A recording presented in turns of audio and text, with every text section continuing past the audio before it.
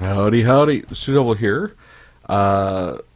Today I have a video about some analysis, some stats, some things I've looked at in comparing uh, different types of damage to see which is more valuable, etc., in Tower of Babel. And this is in the early access, so all this information is going to change over time, but I think some of it might be valuable for newer players or players on the first number of floors before the game really starts to become centered around your legendary items and what types of damage they increase, because they can, like, 5 times to 10 times your damage on any kind of skill. So the game changes quite a bit as you get into the higher levels. But this is just to share some of the basic analysis that I've done and kind of what I've seen. Not everything's perfect, but I'll just go over it and explain some of the things I've looked at and some of the conclusions that I've come to so far about the game to help out any new players that are wondering what should I pick, when should I pick it, how should I use my picks and bans and rerolls to just make the levels flow more easy, and are there any skills that tend to be better than the others before you really have gear that can enhance them and that type of thing. So I'll go over some of the things I've looked at and what I've done, and I'll say right now, if you like this type of analysis or these types of the type of going through the math and looking at how things add up and maybe data like this, like, subscribe, comment, let me know what you've looked at or what you'd like to see in terms of analysis in the future, and let me know if this is helpful to you if you're newer to the game and wondering how to go about picking and selecting your skills and progressing through the levels. So I'll just show this first. It's simply, I just wanted to take, this is for the brawler, but I just wanted to look at sort of the starting damage that all of these skills say they start with, what their cooldowns are, what they're doing per second. I will get the actual skill duration at some point. Shows the projectile count they show, and I just have an X by which ones are dots, damage over time, slows or chills, which ones target elites, which ones heal, which ones have a knockback, shard count, and stun. Something that's, I think, really important is looking at what they have is in terms of what should you select when you're looking at the buffs that you're going to get. So every single thing has attack power, so it's quite powerful, and crit chance, and then crit damage. When you look at the other things, the only other thing that shows up in everything is projectile count, but cast speed is also very important for all of your 6 abilities, and depending on what you're doing, like, projectile speed only shows up with 1 and range only shows up in a few, but if you have your build set up for range, it can be very good. But and I've kind of done some analysis. I'm going to do some deeper analysis on floor 1. I started this on floor 4 to figure out, okay, what is the actual DPS, the damage per level that you put in?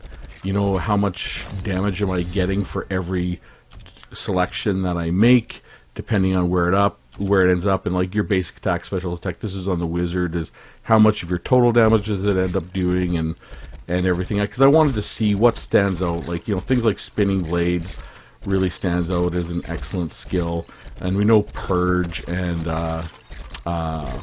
lightning strike are great because they attack elites, but something like magic hammer showed out pretty good. Dagger was pretty excellent. Ball lightning was weirdly powerful, but I had, this is not enough runs to get anything really meaningful out of that. I also wanted to look at sort of what are the skills: attack area, attack power, attack speed, auto pickup radius, and kind of what do they buff and how many are there. And then I was starting to just look at, okay, what does the progression look like on these. Then I started trying to do some calculations just to get an idea of, you know, if I have a choice between, you know, attack damage and, you know, if I have a choice between, sorry, attack power and crit chance, what's better to take? Is crit chance better to take than attack power, or vice versa? How does crit damage fit in that? So I did some basic calculations over here to try and see where are the crossing points on where their values are, so I can come to some conclusions about you know, what to pick. And you know, I made some notes on here. Something that is interesting is you need about a 20% crit chance to equal 10% base damage. So interestingly, your base damage is actually a very good selection over everything. Crit chance, though, becomes more and more important as your gear requires crit chance. And kind of something that I've found in crit chance is once it hits about 12%, taking crit damage actually is more valuable. So, you know, if you're going to select, it is good to take 2 levels of crit chance, and then taking crit damage becomes very, very valuable on that. So, yeah. So the other few things that a selection I want to look at is skill duration versus skill reducing skill cooldown, because a skill cooldown reduces it by 7% and skill duration adds 10%. But when you have like 6 skills, only 3 or 4 of them or 2 of them might have skill duration, but all of them have a skill cooldown. So I kind of wanted to see how those compare, because you know, intuitively reducing your skill cooldown is going to be a lot more valuable, but skill duration isn't all that bad when it comes to it. So, but you would need 4.6 skills with plus duration to equal 6 skills with minus duration. So that is to say, you need to get 2 plus added to your skill duration to make it really worthwhile on your other skills, depending on what skills you have. Something that is really important is, well, first of all, a good weapon with high attack power is critical to success, so you always got to look for the weapons that have the highest attack power, especially early. They'll make your runs be easy. But something that's important is being aggressive and banning and blessing skills at the start.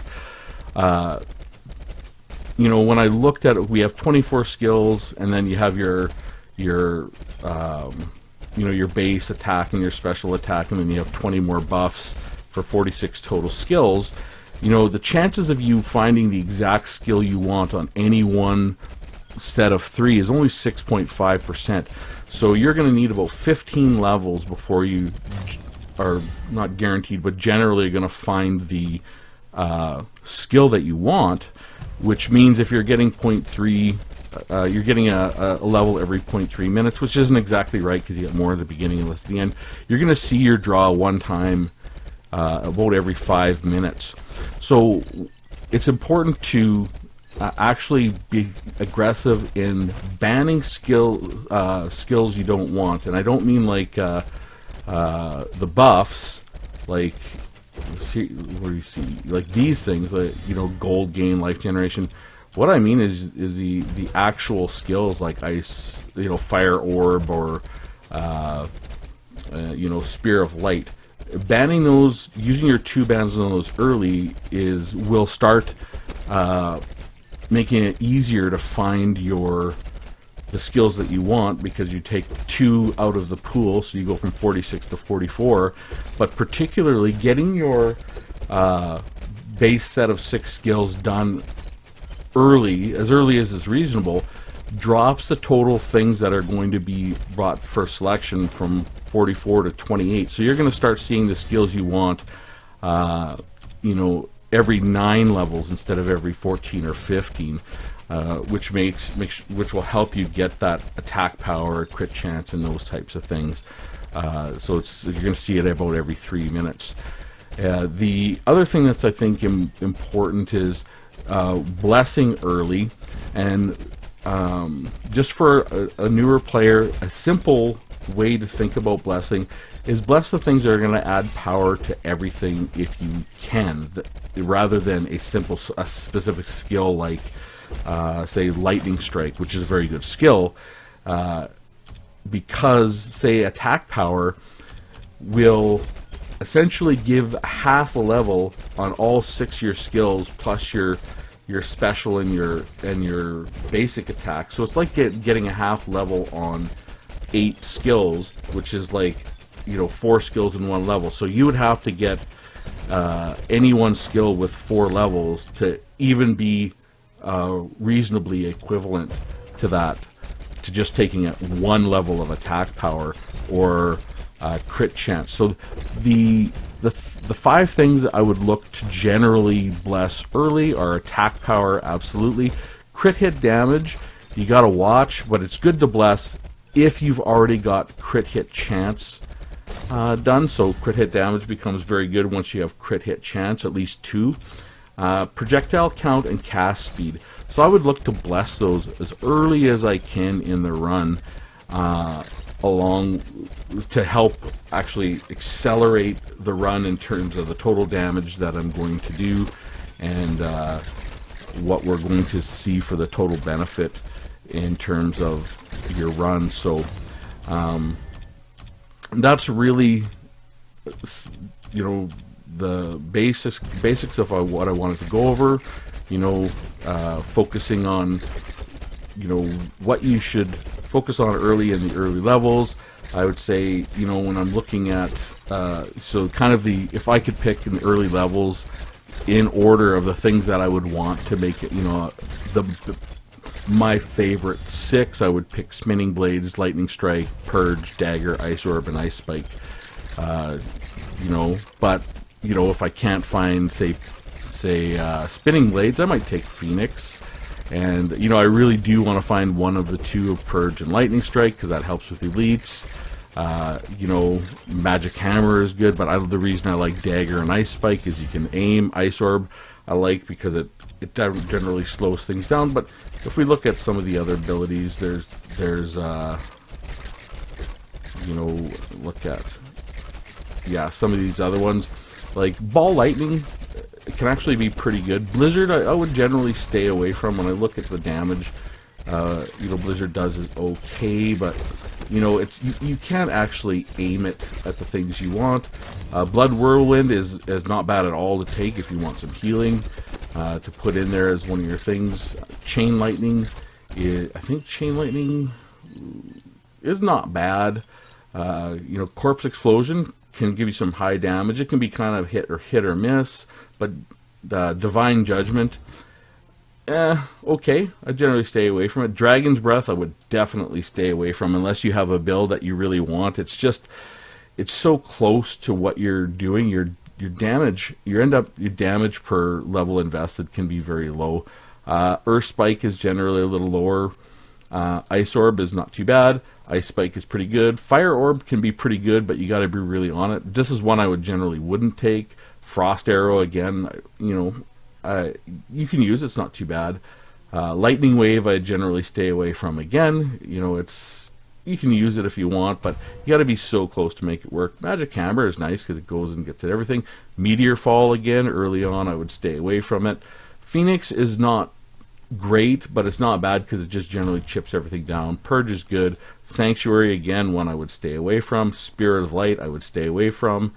And then Spinning Blades is excellent, and Summon Reaper and Swamp of the Dead were also seem to be pretty decent. This might change over time, and depending on your playstyle too, like you might want to take Fire Orb, and you know, if you like to be really enclosed, you might want to take Fire Orb, you know, Sanctuary, and those abilities that put you in really close to the things that you're going to be fighting, like, you know. But this is just sort of my preferences for how I tend to want to run. But you know, and if you have a bunch of things with an attack area, you know, like your Blood Whirlwind, Corpse Explosion, Earth Spike, Fire Orb, Frost Arrow, Lightning Strike, Lightning Wave, Meteor Strike, Sanctuary, Spinning Blades, Summon Reaper, and Swamp of the Dead, then all of a sudden selecting attack area becomes very, very valuable. As valuable or more than projectile count or cast speed or things like that. It'd be very hard to build one where range is going to be super valuable, because you would need, Chain Lightning, Dragon's Breath, Ice Spike, and Spear of Light, because there's not that many things that take range. But if you're running the Brawler, your basic attack having range on it is really quite good. So anyways, that is the video. Some basic bits of information. I'm generally not great at explaining everything clearly, so if you have questions by what I meant on why I've done things or how I sort of analyzed it, go ahead and put a question in the comments. But other than that, again, if you like these types of videos or want to see more, or want to see deeper analysis, like this is just like sort of back of the napkin type of math. If you'd like to see something a little more put together, definitely say so in the comments and I'll see what I can do. With that said, hope you have a good one. I'll see you soon. Ciao.